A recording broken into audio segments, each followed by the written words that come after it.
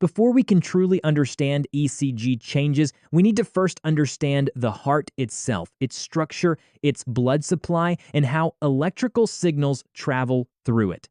Without this foundation, interpreting an ECG would feel like trying to read a map without knowing what the landmarks mean. Let's begin with the coronary arteries, because the blood supply to different parts of the heart directly correlates to specific leads on the ECG. First, the right coronary artery, or RCA. The RCA mainly supplies the inferior wall of the heart.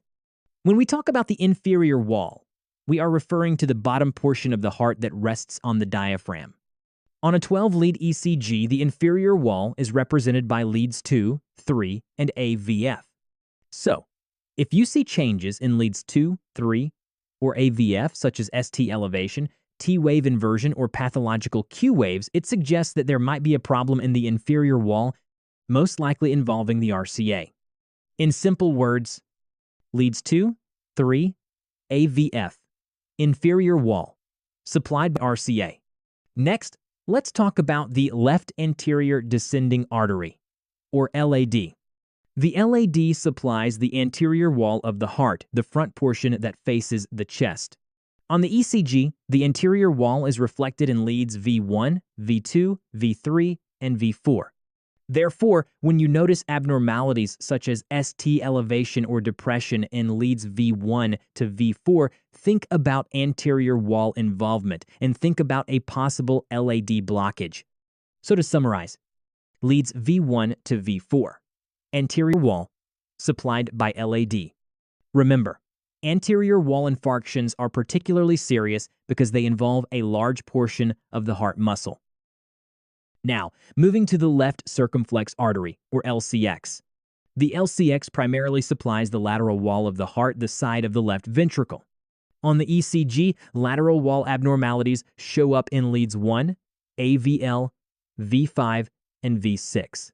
Thus, changes such as ST elevation in leads 1, AVL, V5, or V6 should immediately make you consider lateral wall involvement and possible LCX compromise. Quick recap. Leads 1, AVL, V5, V6. Lateral wall, supplied by LCX. There's also the posterior wall, which is a bit different. The posterior wall is mainly supplied by either the RCA or the LCX, depending on the individual's anatomy. Posterior infarctions don't have direct leads on the standard 12-lead ECG. Instead, we look for reciprocal changes, for example, tall R waves and ST depression in leads V1 to V3 to suspect posterior involvement. Sometimes, additional posterior leads like V7, V8, and V9 can be placed to better visualize posterior infarctions.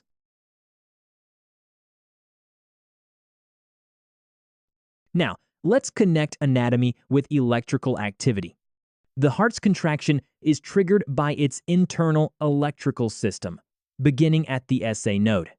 The SA node generates an impulse that causes the atria to depolarize and contract. This electrical activity is what forms the P wave on an ECG. The impulse then travels to the AV node, where it is slightly delayed, giving the ventricles time to fill. This delay is represented by the PR interval. After the AV node, the impulse travels down the bundle of His, splits into the right and left bundle branches, and then spreads across the ventricles through the Purkinje fibers. The ventricular depolarization, the contraction of the ventricles, produces the QRS complex on the ECG. After contraction, the ventricles reset. This is called repolarization, and it produces the T wave on the ECG. Let's walk through it slowly. First, you see the small P wave. That is the atria contracting after the SA node fires. Then there's a short flat line, the PR segment, which reflects the delay at the AV node. Next comes the large QRS complex. This is when the ventricles contract powerfully to pump blood out to the lungs and the body. Finally, the T wave appears, showing the recovery phase as the ventricles reset for the next heartbeat. This sequence repeats with every normal heartbeat.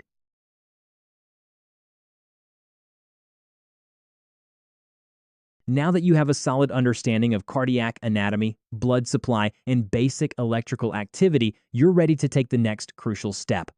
In the next module, we'll dive deeper into how mechanical events of the heart, like contraction and relaxation, are directly reflected in the electrical signals you see on an ECG. We'll connect each mechanical movement to its matching wave, segment, or interval, helping you truly understand why those ECG patterns look the way they do, not just memorize them. This next step is critical if you want to read ECGs with real confidence, and not just by guessing. I'll see you there in ECG Correlates, linking heart mechanics to electrical signals.